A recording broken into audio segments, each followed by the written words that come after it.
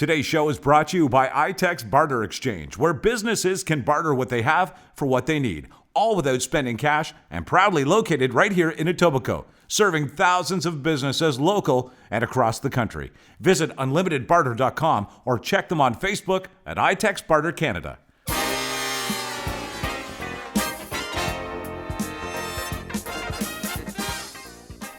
Welcome to the Etobicoke Lakeshore Podcast. It's a podcast, you guessed it, about the Etobicoke Lakeshore area. I'm Mike, and there is our host and publisher of the Etobicoke Lakeshore Podcast right there. It is Roger Tumanieri, and also the publisher of Etobicoke Lakeshore Press.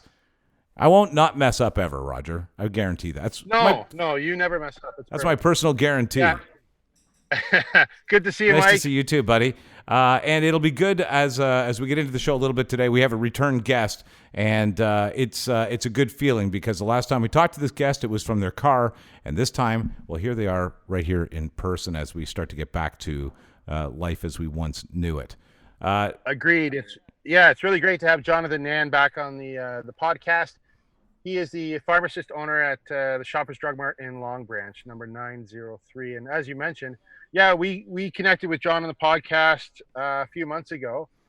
He dialed in from his car. I remember that. And it was just as the pandemic was hitting, we wanted to get his 2 cents as a pharmacist as to what he was experiencing. So it's really great to have you back on the show, John, to get a bit of a lowdown on your experience thus far with the pandemic as we look to reopen the economy now. Welcome. Absolutely. Thanks. Hey, John. Thanks for having me here. Going, man? Good, thanks. Okay, listen, let me get to a little bit of business, if I may. It's what I do. Don't forget to subscribe to the podcast and share it with a friend. We're getting a great response in the community to a lot of the people that we've been talking about and talking to on this podcast.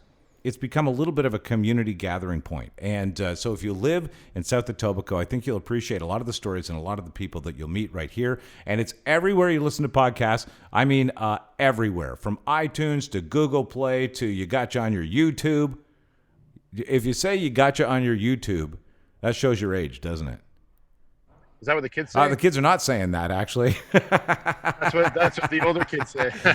I got the Google, I got the Twitter. Oh, yeah, no, I'm all set up. But then, of course, I'll recommend that you pick up and look for in your mail the Etobicoke Lakeshore Press. Where can people find that magazine? You know what? Right now in their mailbox and hopefully on their kitchen table. The August edition is out now. It's featuring Mark Johnson of Ed's Real Scoop on the cover. And it gets mailed out to houses in Long Branch and Mimico. Hey. They can also find us online at EtobicokeLakeshorePress.com. Hey, a quick insert about Mark from Ed's Real Scoop. He's like the real genuine ice cream guy. Like, he's such a nice guy, and he loves ice cream, and he loves selling it. It's like he met the perfect thing in his life. You know what I mean? Yeah. Oh, it's a great fit. Totally. It's, yeah. And I don't know if you've tried his burnt marshmallow flavor ice cream. I have. It's insane. I have. Yeah. It is. Yeah. It's a camping trip all on a cone. Yeah. No, it's fantastic, and he does it all himself. It's all artisan, small batch. Yeah. Okay. Yeah. So he's a wonder boy. Well, like many of our guests, Mark was just a delight to have in, and so check out Ed's Real Scoop. Get out and enjoy a little bit of summer on the end of a cone. Now, John, back in studio today. You've had it's probably been a bit of a journey for you, huh? I mean, not only retail, but you're retail in the medical and health sector. Yeah, absolutely. Journey is the right word. We're always taking it one step at a time, basically, right? Like with this whole pandemic, it's been shifting, it's been changing all throughout this whole time. So remembering, just thinking back now about when we first started all of this, we had specifically on retail side, talking about like toilet paper and all of that. At least all of that is back in stock now, right? Oh, so that's true. The last time we talked, last time we talked, I think Roger and I were bidding on your last roll of toilet paper in the store. Yeah, exactly. Yeah, I lost. Yeah, I've been taking a lot of showers. Yeah. But that the initial panic, I guess, was an interesting retail situation because that was before there was any rules in place. Yep. And people were just anticipating that there would be a massive shutdown. Yeah, exactly. And there was a bit of a shutdown, lockdown, people staying at home, all the 14 days and all of that. But everybody's adjusted to that. It's more or less normal life now, and things, new guidelines come out and all that changes. But it's been quite a journey, but it's been good. We see a lot of positives coming out of this, I think. Right. It's kind of true, and especially now that you look for positives at times like this. I think we're discovering, and so the small positives might be that the store is operating and the clients are coming and going. What are some of the major changes that had to come? Like, what had to happen for you to stay in business, essentially? Well, we were just it's a great question. It's kind of taking it one step at a time, making sure that we're hitting all the legislated requirements. And then building on top of that, making sure that the shopping experience is safe, making sure the carts and baskets are sanitized. Like, that's not something that was practiced before, but now it's like every single basket that is returned and any basket that you would come in and pick up or cart is cleaned and wiped down, right? So that kind of safety, the social distancing, all sorts of stickers and decals about social distancing. But we've seen a lot of, like, everybody's getting on board with that, used to that. And then more recently, the masks, all of that, making sure that we're sticking to that kind of procedure. And I think it's important, right? It's for the safety of everybody involved and the community. I think even before the masks were mandated, we took the time to actually just make it a policy. Everybody wear masks or some kind of face shield, just for the safety of everybody involved. So for your coworkers, for the clients. Yeah, exactly. It just seems to me that the companies, Roger, that have adopted and adapted these procedures are staying in business, and they're doing quite well because they're just moving on with this new procedure. It's a procedure. It's nothing more than that, a safety precaution. Has it? Did you guys have to shut down at all? No, we didn't have to shut down at all. And I'm just trying to think back if there were any like instances of any kind of COVID or cases in the store, and we didn't have that, luckily. Everybody following the rules and taking appropriate precautions. So I think it's not just the store, like it's the community, right? Like the whole community is taking part.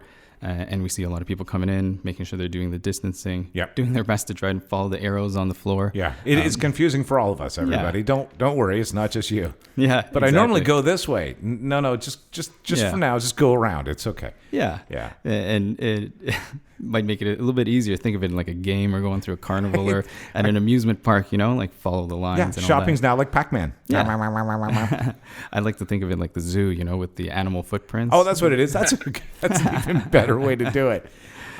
So this is, and Roger, you probably have been in a Shoppers recently. One of the things that I did notice is that, and you mentioned this off the top, you were taking steps right away to make sure that people got the prescriptions that they needed, that you had people were up to speed on how they could get in touch with you. You had arranged for curbside pickup already.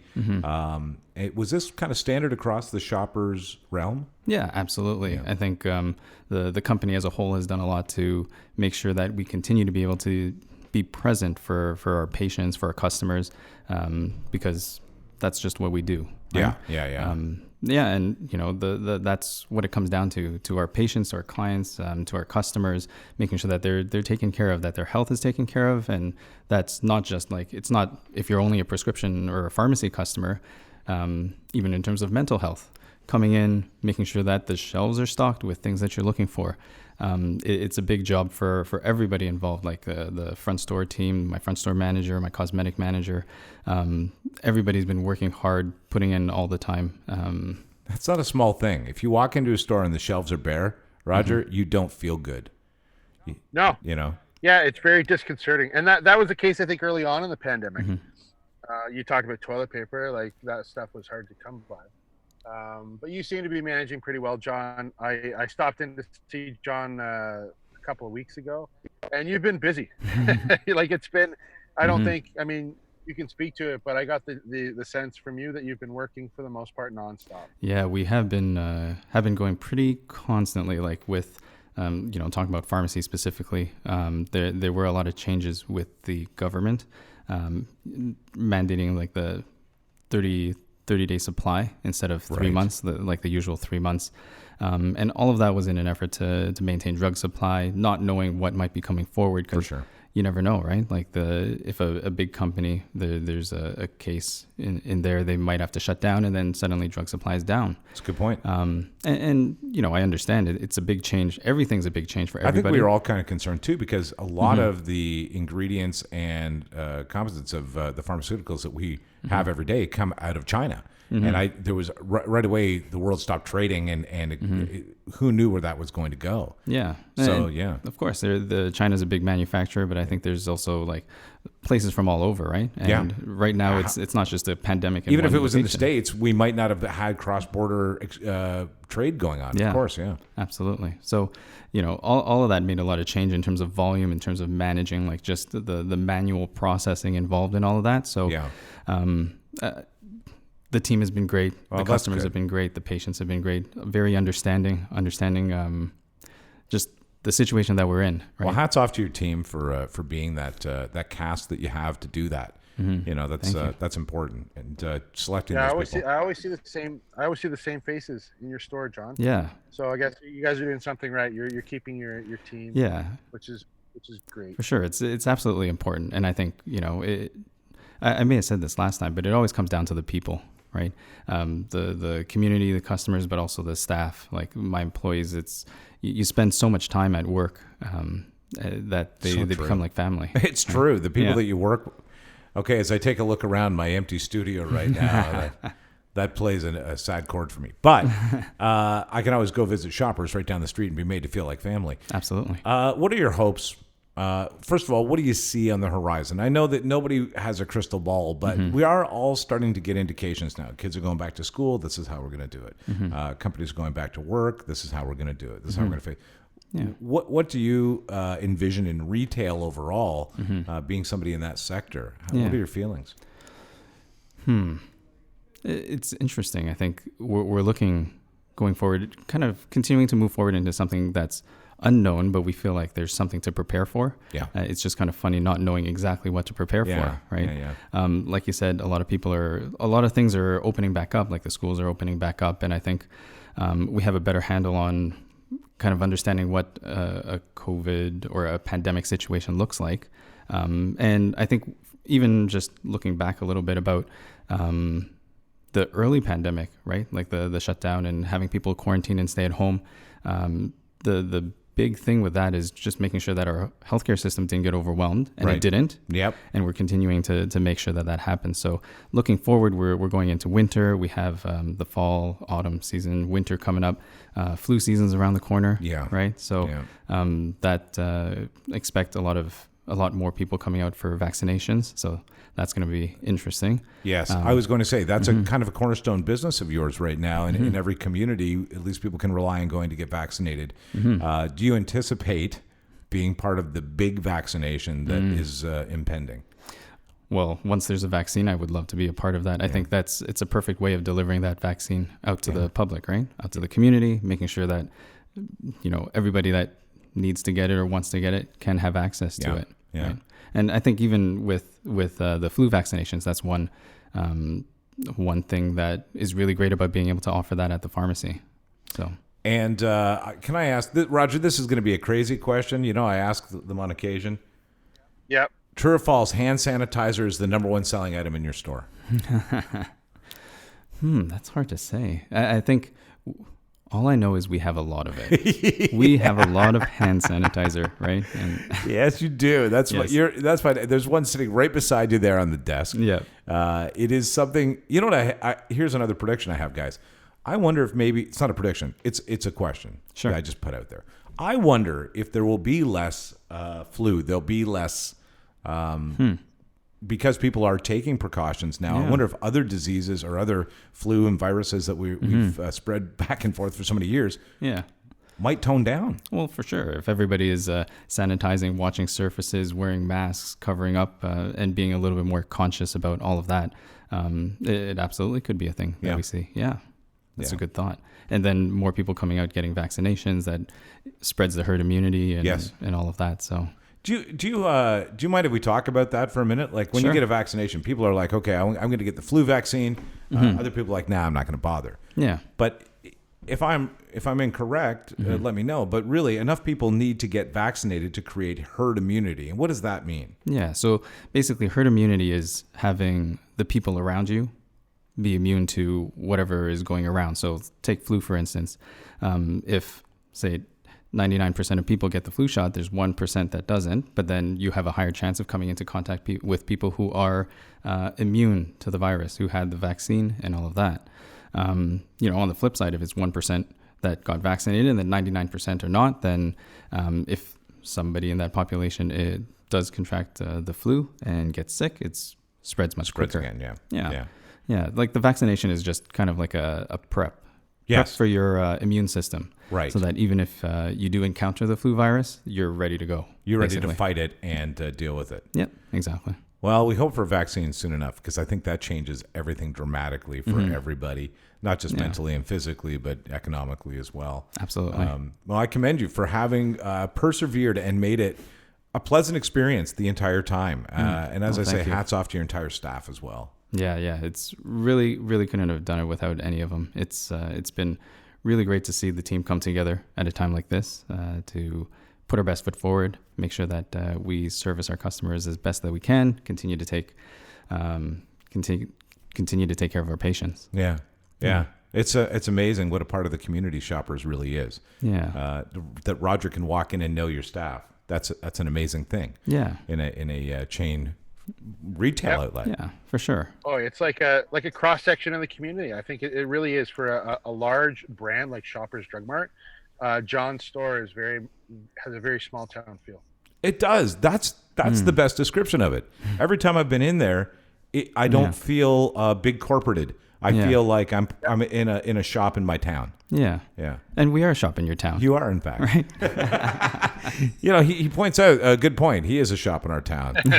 Well, it's a big deal, though, especially at a time like this, to have that constant in your life. You go in and you know the pharmacist, and you know the people at the counter and stuff like that. Yeah, and it's Shoppers Drug Mart and Loblaws Corporation that's it's there, but each store again is run by an individual, right? So I'm the owner of our Browns Line location right in Long Branch. So that's pride of ownership. Exactly. And it takes that to the next level. If you've got a good corporation, Loblaws is a great corporation. And you've got good people on the ownership franchise front, everybody wins, because you get exactly what the optimum store was supposed to be. Absolutely. Well, listen, I wish you continued success through the summer. How have you been holding up over the summer? Are you getting any time off? Taking a little time off recently, just spending time at home. Spent some time up at a cottage, just, jumping in the lake and hanging out, cooling off. Nice. But nice to get a reset. It is kind of, isn't it? There is that in life, and I'm hearing that appreciated through all of this more and more. And Roger and I talk about that on occasion, that we've all slowed down a little bit. We're all listening a little more. Yeah. And I think that's really important, right? Like up until the pandemic hit, basically, it's 2020 was going to be business as usual. Yeah. Rushing around, reaching for the next thing, going to the next thing, and now everybody's forced to take a little bit of a pause and kind of slow down and see what's going on with yourself, with others around you. Yeah. No, that's a good point. Yeah, we've had time to reflect, and we talked about this early in the pandemic. There was a poem written, and I don't even have it on hand, but the gist of it was that after the Spanish flu and everybody had to quarantine as well, they did a self-isolation situation as well, which took a long time, of course, to get everybody on board with, but they did it. And when they came out of it, it was many, many, many months. And when they came out of it, the poem talks about that people had learned to dance. Somebody had met their shadow for the first time. Somebody read every book on the shelf in their house and was better for it. A couple genuinely fell in love. All of these things that take time and, a little bit of space, which we have now. Absolutely. And I hope that, even once things go, quote unquote, back to normal, that we hold on to some of these learnings, right? Just a modicum. Just a little bit would be great. Yeah, absolutely. A little bit will go a long way. Let's get people to stop in or reach out to you if they would like to. How can they do that? Absolutely. Coming into the store, I'm generally there 5-6 days a week, so you can always come and see me if you want to say hi, have a little chat. He's the guy in the mask. We're all the guys in the masks. You'll be the guy in the mask too. That's right. Sorry, the telephone number there? 416-255-5243. extension 33 for the pharmacy. You can always ask for me if you have anything to chat. You can send an email to the email on the website if you had anything interesting or that you wanted to discuss. It's A like Apple, S like Sam, D like Dog, M like Mary, 903 at shoppersdrugmart.ca. That comes straight to me. Okay. I have Instagram, but I'm not so much on that at the moment, but it's at Nhan Jonathan 903. Well, Jonathan, I wish you continued success, and thanks for joining us and being such an important part of our community. Thank you so much. Thanks for having me again. Great to have you. Thank you. Roger, you got some nice friends that come in on this show here, man. We say that often. I feel very blessed. Like a lot of the folks I do business with are good, solid people. Obviously, John is included in that group. I mean, it's wonderful to have him back on the show. And he's also my pharmacist. Oh, right. So I show up there with a prescription, and we can have just like a nice, honest, non-judgmental dialogue about what's going on with my healthcare situation. And yeah, it's he's a great guy to have in the community, certainly. And I really appreciate his business and certainly working with him on the editorial front, because he contributes articles every month to the magazine. I noticed that about a lot of the people that are supporters of your magazine on the sponsorship front, that you take advantage of what they know and share that with the community. And I think that's a big benefit in the publication. The writers that you have in that publication, frankly, they're people from right here in the community. They have that perspective, and damn, they're smart. Not just at what they do, but they're good writers, these people. Yeah. No, I'm really just connecting the dots. Like, these are all experts in their own respective fields. And then I'm just making sure that folks in the community, our readers and our listeners, have access to what they have to say. Well, you're a good guy. We are in the middle of summer. It is cooking hot. Everybody seems to be enjoying it as much as they can. By the time this comes out, still a couple more weeks of legit summer, but I think we've got good weather ahead. So I encourage you to get out with the family, have a good time, enjoy what is open, support what is open in the community right here in South Etobicoke, and check out the Etobicoke Lakeshore podcast. Subscribe to it. The Etobicoke Lakeshore Press is available now online, and always exciting stories in there. Thanks, Roger. Thank you, Mike.